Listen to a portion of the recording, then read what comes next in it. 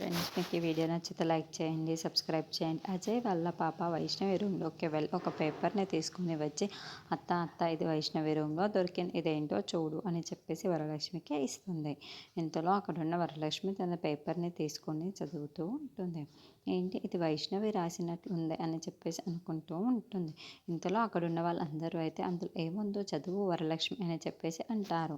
ఆ మాటలు వినగానే అక్కడున్న వరలక్ష్మి అయితే సరే అని చెప్పి, ఈ వైష్ణవి ఎక్కడికి వెళ్ళిపోయింది ఇది పెట్టేసి అని చెప్పేసి అందరూ చాలా కంగారు పడిపోతూ ఉంటారు.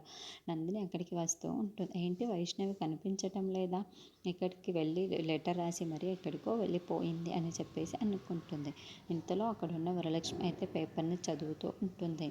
మన వెన్నెల ఎక్కడో వైజాగ్లోనే తప్పిపోయిందంట, వెన్నెల ఎక్కడో ఉందంట, మన లాస్ట్ టేకప్ చేసిన కేసు ఇదేనంట, అతను వైజాగ్లోనే ఎక్కడో వెన్నెల ఉంది అని నాకు చెప్పారు, అందుకే నేను వైజాగ్ వెళ్తున్నాను, ఎలాగైనా సరే వెన్నెలని కనిపెట్టి మరీ ఇంటికి తీసుకొని వస్తానమ్మా అని చెప్పేసి అక్కడున్న వైష్ణవి రాసి పెడుతూ ఉంటుంది. అది వినగానే అక్కడున్న నందిని ఒక్కసారిగా షాక్ అయిపోతూ ఉంటుంది. అయ్యో, ఇప్పుడు వెన్నెల ఎక్కడుందో వైష్ణవి కనిపెట్టేస్తే వాళ్ళందరూ హ్యాపీగా ఉంటే నేను ఎలా ఉండగలను చెప్పు అని చెప్పేసి చాలా కోపంగా వాళ్ళందరినీ చూస్తుంది. ఇంతలో అక్కడున్న వెన్నెల మాత్రం ఎక్కడ ఉందో నేను తెలుసుకొని వస్తానమ్మా అని చెప్పేసి వైష్ణవి ఆ లెటర్లో రాసి పెట్టి మరీ వెళ్తూ ఉంటుంది.